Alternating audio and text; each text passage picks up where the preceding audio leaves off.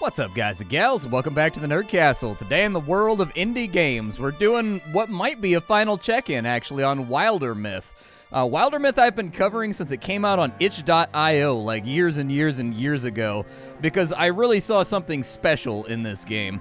This game has done stuff with procedurally generated RPGs that I don't think any other game has really attempted, and in spite of the odds, with a small team and everything else, they've pulled it off.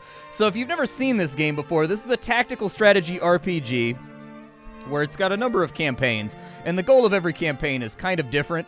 But anyways, you've got 3 characters. You take them off on adventures. Over time, they will evolve. They'll get stronger. They'll find loot. They'll find gear. What's interesting about this game is the procedural nature. Like, no two playthroughs are exactly alike. You never get kind of the same characters. You never kind of get the same map grid. You never get the same gear. Like, things come up.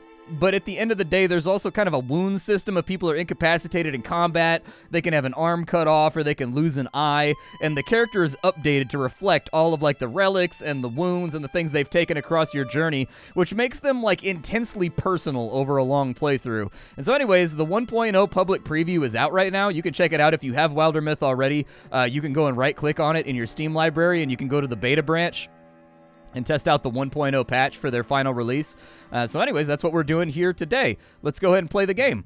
We're going to go, if you wanted to get this, by the way, I've got a link for you down below. You can check that out. You can wishlist it, do what you're going to do. You can also check out my Discord, my Twitch stream, and my Twitter down there, which are like the central hubs of my entire internet nebulous. I don't know. Let's start a new story. So there's 4 different things over here that we can play around with. These ones unlock, so this game does have carried progression in between runs. So basically, like, as you complete these, you get these things called legacies, and legacies allow you to start out with stronger heroes. Like, these are kind of like the noob-friendly campaigns, and these ones down here, once you have, like, legacy warriors and legacy hunters that have leveled out of this stuff, and they've completed their tasks, they can go on more advanced journeys. For right now, we have the Age of Ulstrix, which is the one that we've seen in previous playthroughs, so we're not going to be doing that one. We have the Enduring War. A centuries-old war resurfaces, bringing with it questions of humanity, identity, and the price of ambition. We have 3 chapters, so this is just a randomly generated campaign with no overarching villain story, and then this is the 5-chapter version of the same thing. We're going to go ahead and do the simple 3 chapters right here. We get 1 legacy hero if we manage to win. And so let's dive on in. We're going to leave everything on default for right now. It does have an Iron Man mode, but it is optional, so you can click it in, click it off. That's good. I've never liked it when games force Iron Man mode. It makes it so that the game is a costly learning experience, and being able to reload your saves and kind of go back through and try again, I think is the fastest way to learn a game that you're struggling with, instead of having to start over from scratch over and over and over again. All right.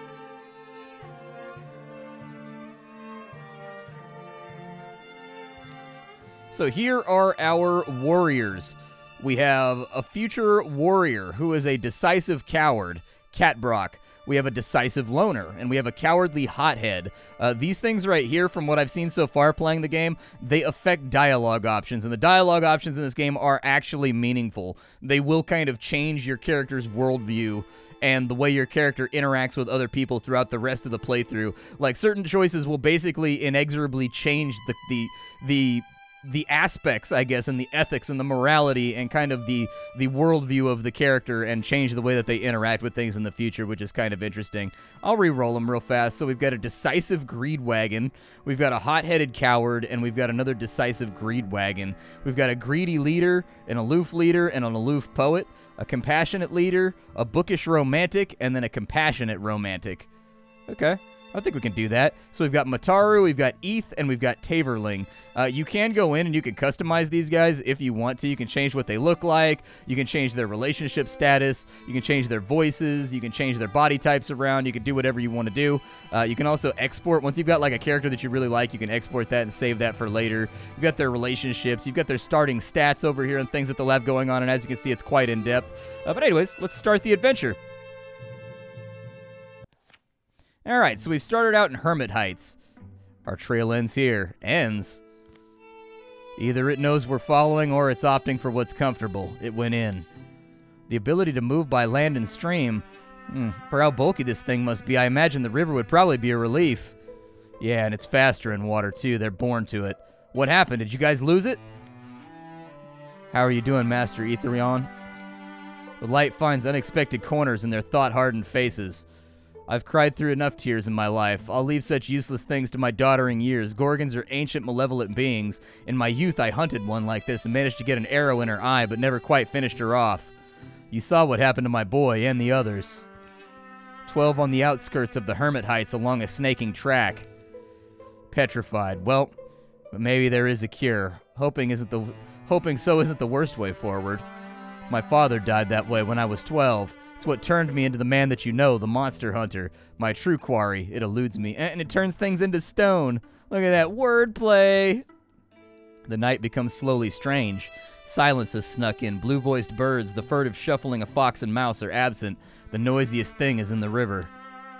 All you taught us, Master Etherune. I thought we'd get pretty good, but tonight I just feel weak. I've made a mistake. Stand by the light, but run if you hear me shout. Wait! This isn't what we prepared for, is it? Maybe it's just, Garoo! Apparently Richard Nixon is in the river. A beast's agonized bellow rings out, followed swiftly by another. Hooves drum closer, trunks shiver as bodies ram trees uncaring, and in that moment... so we can upgrade somebody right here. I don't know what stunt does, but health is pretty self-explanatory. And then magic right here is potency. So his magic will get stronger if you raise his potency. Let's go for, I don't remember, and I can't click on these right here. I don't remember who was who, but I guess I'll go for the free potency. All right, so here we are. We've got stoicism in this first challenge. All of our heroes gain 1 armor and 1 warding. We've got Rose over here. Okay. Sounds good. We don't know where they're at, but here we are around our campfire. This is what the combat looks like. You've got these little paper cutouts of the characters. Everybody's a warrior for right now, so don't worry about that too much. I'm hoping that this guy, he's like supposed to become a wizard, I hope. I don't know.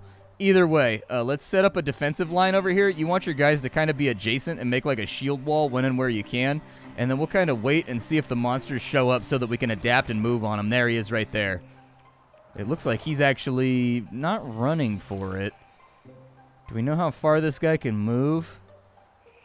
Let's pull back to here. You can move on diagonals in this game, which makes things a little simpler.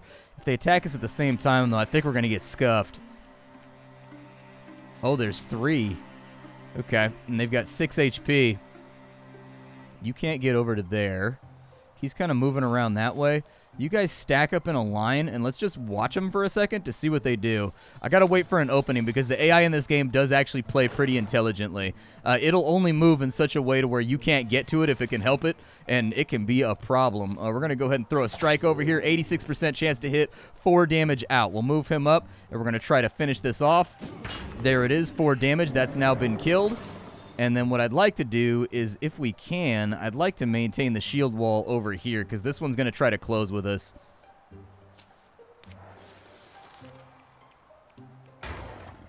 We blocked the attack. Very nice. So in the UI, we've got our warding, which is how much magic damage we can block. That's going to be the purple shields. The blue shields are how much melee damage mitigation we get for being in the shield wall or other environmental effects. And then the 2 little diamonds up there are going to be our action points. We can use them for moving. We can use them for attacking, so on and so forth. Pretty standard fare stuff right there. And then the green bar is our HP. We can't attack on diagonals, so I'm going to give that a go. The 3rd row is not around here. And so I feel like we just finish this off as we get the opportunity to do so. Oh, that's the victory. I thought there was 3 for whatever reason. Everybody gets XP at the end of the fight, and then we move on forward. It's important to note that the entire storyline thing that you saw at the beginning of this, procedurally generated. That was not, when I was doing my practice playthrough prior to recording this video, not the storyline that I got at all whatsoever. The previous one, we were a roving band of mercenaries. This one right here, we're a band of monster hunters. So Mataru has gotten stronger. Warriors like Mataru are built hardy, enduring with a natural aptitude for battle. They develop powerful techniques for close combat. We can leap 1 tile in order to intercept a foe who passes nearby, performing a reaction strike. We've got Wolf Call. After a successful kill, we get 2 speed for this in the following turn. Or we can have Untouchable. When you get a kill, the next attack against him within 1 turn will miss. I'm going to go with Sentinel. And it looks like Eth Waterbend is now a hunter, so she can get Flash Cone. Once per combat, you can throw a Flash Cone that blinds enemies and deals 0 magic damage. If you throw it at an ally, you can hide them. We've got a rogue over here. Every time Eth kills an enemy, she enters the gray plane for free. That's basically stealth. Thornfang, once per turn, ETH is refunded an action point after she gets a melee kill. I'll probably go for Flash Cone since it's got utility. And then over here, Taverling Mirror is now a Greenhorn Mystic. We can be an Elementalist. And so we can have Fire. It looks like we can do a Splinter Salvo, and we can do an Infernal Rain. It looks like we've got Mythweaver. So statues will give us potency if we interfuse them. Characters in this game aren't really like the classic D&D wizards that you would think of when you think of wizardry. Wizards in this game are more like animancers. And what I mean by that is effectively they animate objects. They can infuse objects with their spirit, and then they can use that connection to do interesting things. So an example is you could like infuse yourself into a bookcase and then explode a shower of splinters on the enemy with the bookcase. Or you could put yourself inside of a chair and use that to telekinetically throw the chair at somebody.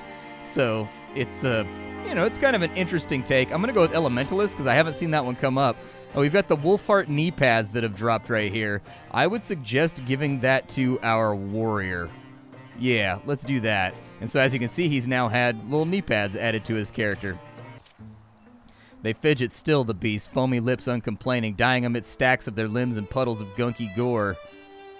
Didn't hear him shout. Yeah, well, Master Aetheryoun's likely got a few himself. The river goes quiet on its course as the 3 living pupils of Aetheryoun Till come blundering through the undergrowth. Silver stars like silent crows flock and follow to glow on the changeless cast of this final anguish. I always kind of hoped, a beautiful man like him deserved to find someone again and get remarried. Do you bury his statue, or do we let him stand as his own gravestone? Abandoning his quest means none of these lives mattered, so yeah, the hunt's gonna fall to us. The river chuckles and burbles and hums. Us and whoever we become, the wild things may all be against us. Well, we'll do what we have to.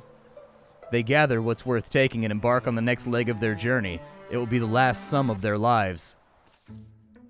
Every company of heroes is called by a name spoken or spelled in tradition or even handed along ever after. These heroes will be known as the Orphans of the Hunting Eternity. This is procedurally generated as well. The Sisterhood of the Bear, or the Tale of Music. I don't know. Let's go ahead and we're going to call them the cadre. Oh, no, dude, I put an apostrophe in there. The Cadre of Clank. There we go. That sounds good because we bring the clank to our foes. Okay, so this is the world map. Now, on the world map, we can do a couple of interesting things. Basically, we can capture locations if we want to. We can spend our legacy points up here if we wanted to get a new character. We can scout and go to neighboring tiles. The game follows, so we've got 76 days until we have a cataclysmic event. So there's kind of a number of things that we can do on this tile. These tiles can be attacked, these tiles can be defended. Basically, we're taking territory, which is kind of where the strategy element of the game comes on in. We can prepare the defense over here against incursions. We can recruit a new character if we have enough LP in order to do that, and we do indeed have enough to do it. We can craft items if we want to, or upgrade pre-existing items that we already have on us. I would say that recruiting is probably not the worst idea. Yeah, we'll go ahead and maybe send her to go and investigate. It takes 3 days, so that's all right. And then on top of that, maybe I'll prepare defenses. How long does that take? Wouldn't this be the way they'd come? Diggable earth. I think I see a marmot. All right, well, we can do tier 1 defenses. How long is that going to take? 12 days? Yeah, go ahead and do it. So there it is. We've got Kobala, who is a romantic loner. Yeah, I'll take her. Sounds good. You're back. I saw you leave a while ago. I did, but it occurs to me that we'll need more help if we're going to have any kind of impact on the Gorgons. And Hermit-Heights is right here, so... Are you interested? I don't know. It's either that or mope around here and probably get roped into repairing some old lonesome goat pen or something. And lonesome yammers on more than the rest of the town combined. Something to consider. And then she paused and gave me this look and said, goat's milk is fine, and if you want to lie to somebody's face about goats, you better pick somebody else because... Anyways, son is a strange one. Yada, yada, yada. You're considering it. Yeah, I am. You're in? All right, what sorts of skills do you need the most? I think I'd like to have another warrior, in all honesty, so I'm going to have her be a warrior, and I do like that they let you pick, like, kind of the trajectory of a person's career. And so we've got our 4th person, as far as I know. Oh, no, she needs to train first. Okay, so I guess that's going to take time. But at least we built some defenses over here. How long is that going to take? Can I add more people to this? Yeah, add more people to train her faster. There we go. 28 days. That'll be fine. It'll speed up the meter ever so slightly, and time passes really quickly in this game, so I wouldn't worry about it too much. All right. So she's now a Greenhorn Warrior. We can have her be Stalwart as a swift action. Kobala can disable Stalwart, which gives armor and warding but reduces her speed. We've got Shield Shear. She can shred enemy armor, or she can get angry and deal more damage the more health she has missing. I like this Stalwart ability for when we get into the stuff. Let's scout the neighboring tile, shall we? We'll take a look and see what's going on over here. Looks like we've got the Foggyheights Smithery. Okay. Let's go ahead, and apparently it needs to be attacked, so I guess this thing has been taken over by monsters. We'll send all 4 people in, because why not? We're ready to rock. You can split the party if you want. I've never done it, but, you can do it, and I assume at some point it's probably vital in order to do so. A weird rhythmic noise filters through the trees. It's getting louder. So are you, I've noticed. Over here, an ancient ox leans its bulk against a beech trunk. Blood pools from its panting muzzle. The thing's sick or something. The ox doesn't flinch from Taverling's approach. He notices a wound at the base of its neck. There's something here. It's blue and looks like pomegranate seeds? It's as big as my fist. Who's got the best chance over here? Our archer, obviously. Eith's fingers slip into the wound and pluck the seed neatly free of its resting place, and the ox bows its head, feeling nothing. Eith.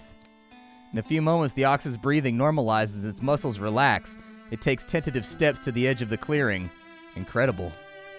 That's when the gang of affiliated beasts filter out of the trees. It's a fight! They don't lunge. They remain still and stare. They recognize the seed in Eth's hand and absorb the visible recovery of the ox. There's a collective sigh. When they lie down, the light in their eyes dims and dies. The ox wanders free. Interesting. I thought they were all gonna go oh, there's an evil raccoon with, tentacles coming out of its butt. Okay. These guys are probably gonna rush us. I bet you just about anything they're gonna come after us. Let's get everybody into, a line, I guess. We'll put the warriors out front, and then we'll put you right there. And that's a good enough defensive position for right now. Can I pop her? What does Guardian do? End your turn and wait for an enemy to come in range. Hit up to one enemy with a melee attack. Yeah, let's do that. And then you do Sentinel. I don't know the difference between Sentinel and Guardian. They seem like they do the same thing, but maybe, I don't know. I probably should have had him infuse something. That's a big raccoon, dude. Ow! Whoa! Okay, apparently they're ranged. There's a hit right there. Is she gonna go? Oh, she didn't go, so apparently they don't chain. All right, well, you... Go ahead and fire an arrow over there. Oh, they dodged the arrow with an 88% chance to hit. XCOM, dude. All right, well, we'll do that right there. And then I'm going to move her up, maybe. Yeah, go Stalwart, and then move up to there for the extra armor. And then you maybe move out to... Can I interfuse anything over here? Move out to there behind that wall, and let me know if you can interfuse with that furnace right there. You can. Very nice. So we can do a flare. That'll blind the enemy. Let's do that. There we go. One of them dodged it, but the other one got blinded, so I'll take it. Okay. Very nice. Let's move in, and let's beat this raccoon to death with our shovel. Okay, 80% chance to hit went through. You move up, and we'll finish this guy. Perfect. Down he goes. And then... Did I move my wizard up? Oh my god, I moved my wizard up for a melee attack. I am not a smart man. I didn't realize that I made that tactical blunder. Alright, well, you guys move out to here, and we'll just kind of see what we can do. There are no attacks of opportunity. You can move freely in and out of people's zones of control, so I knew that this guy was going to move. The downside here is that now we've got him pinned in a corner, and unless our archer hits her shot, I think we're going to struggle a bit. 31% chance from right there. I guess he's got cover or something. Yeah, he's got cover. Okay. All right, well, move everybody over. I don't know if I want to interfuse with some of this stuff. Yeah, withdraw your magic from there, and then maybe interfuse with that and just see what we can do with it. It looks like we can do a discus. Perfect.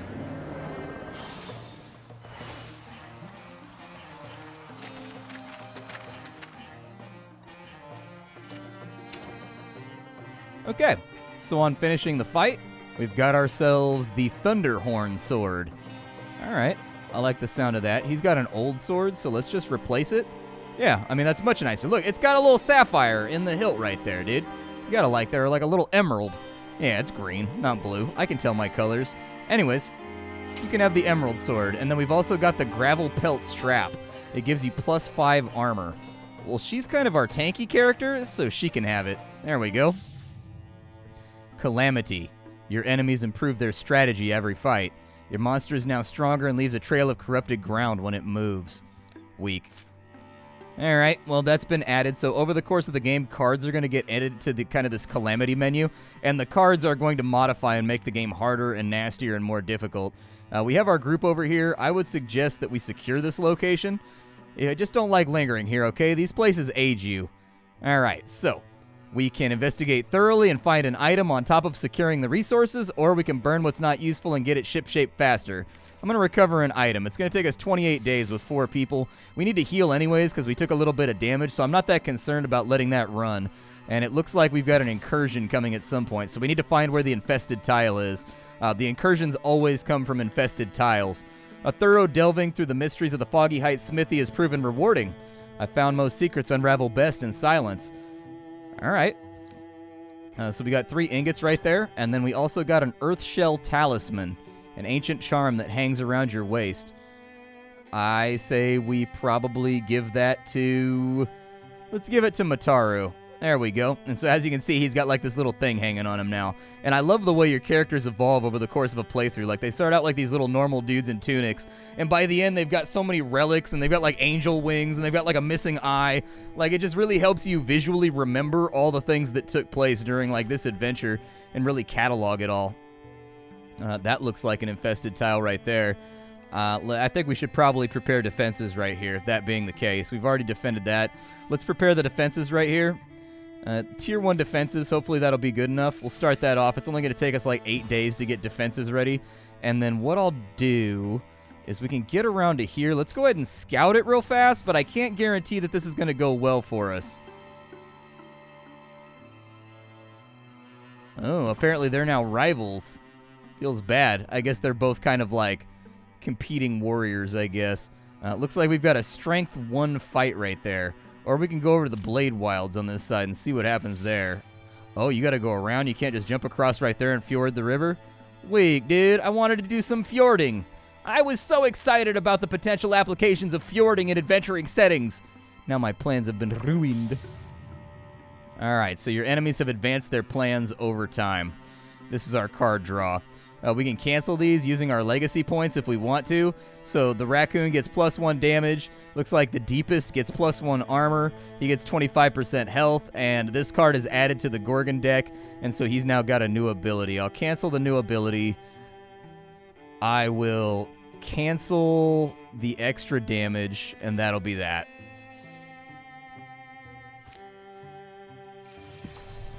All right, so we've got ourselves a windmill over here. Let's attack the windmill and see if we can recover it.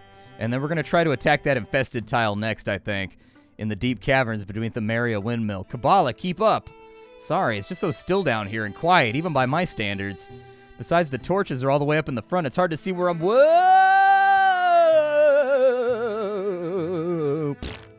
Ow. What? Where? Oh, wow. What is that? How long has this been down here? A shining treasure lost in the dark, all alone. I know how that feels. It's jammed in there pretty tight. Maybe I should leave it. If I pry it out, I could rescue it. Yeah, dude, I'm greedy. I didn't learn anything from watching Aladdin. Something's wrong. What is that? Ah! Aw, dude, there's a gemstone stuck in my eyeball. Kabbalah, there you are. What did you... Oh my god, what happened to your face? There was a gem in the statue. It seems so lost and helpless somehow. Well, whatever happened, the deepest heard it. Form up, they're gonna be on us. Well, she now has a gemstone embedded in her face, so that's fun. I don't know where these bad guys might be at, but let's move up the warriors real quick. Somehow I have my doubts that having a gemstone buried in the side of your domer is a good thing. That's probably going to come with a debuff if I had to hazard a guess. Maybe interfuse the rock. Just in case. Alright, we'll end our turn. Well, it looks like they're not pushing up on us just yet.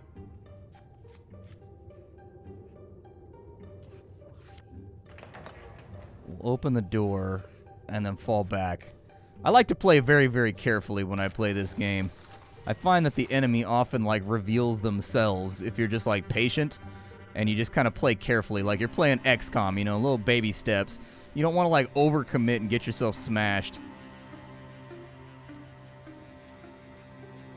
I would like for you to withdraw your magic real fast, and then we'll just kind of wait it out. I don't know if anybody's in here. Big warrior moves. Nothing.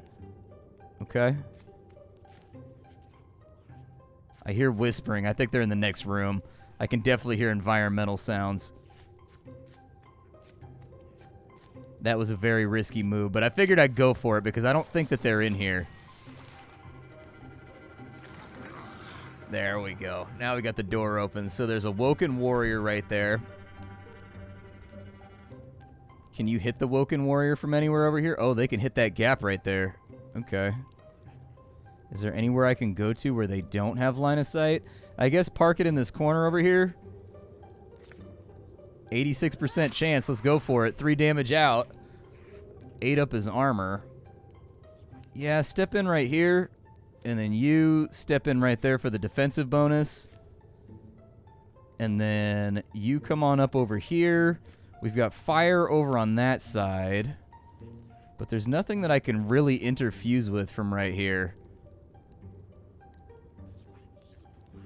Yeah, it's kind of a bummer. Alright, well, he's down. So we don't have to worry about the damage from him at the bare minimum. I would like to move up on these guys and force them to panic a little bit and fall back, but I don't know how, like, efficient that's gonna be. I'm too far away to interfuse right now. And I'm not especially stoked about leaving these guys here just to get pummeled on by archers. Like, the slingers are definitely gonna hit us. Hey, nice. We blocked all the damage. Hell yeah. Okay, so you move up to here.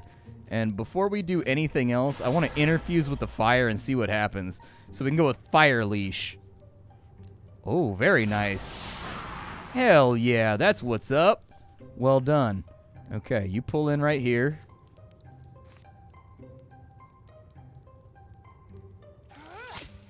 What I want to do is I want to send one warrior after that guy. And I want Kabbalah to come over here, and I want her to smash this guy, but I can't guarantee. You never know, dude. Like, sometimes your attacks miss, and so, like, all you can really do is try to make the best play you can with what you got going on. But that fire ability was what was up. That was hella good, dude. We've got the Dusty Drab. It's a pretty standard set of heavy-duty clothing that's functional and sturdy, involving a short coat of thick woven fabrics. Well, that's obviously for the wizard, so we'll throw that on him. All right. And then we've got the Owl-Wise Belt. It gives potency. Apparently, this is all wizard upgrades today. That was close. Thanks for blowing our cover. I was a fool. I shouldn't have gotten lost. So now what? I don't know. It just feels cold, I guess, but it sees like normal. I guess I learned to live with it. Who knows? Maybe this will turn out to be a blessing in disguise. And we'll just try to keep up next time, okay? Oh, it's not a bad thing? Our enemies got stronger, so the Horned Children has been added to the deck. All right. Fair enough. More enemies that we have to deal with. So what happened with her eyeball? The Gem Eye. Oh, it gives her a higher chance to get extra damage. So it's like a crystal, dude. It's like a Dragon Ball scanner, dude. It goes, and it, like, finds the enemy's weak spot so that you can shovel it more aggressively. I could dig it. That sounds good. Well, anyways, this is Wildermyth. I hope you guys really, really like it. It's a cool game. Like, none of my 2 playthroughs have ever been the same, and I've never seen that particular interaction before where you get a gemstone stuck in your face. And so I'm pretty excited about that. That's probably the character I'd legacy then, just because she's got an interesting story about the time she learned not to be greedy. And so anyways, leave a like on the video if you enjoyed it. I hope you found this video to be at least somewhat informative if you're planning on looking at games. I will see you all next time. Thank you for stopping on through, and that's all I got for you. Bye-bye, everybody.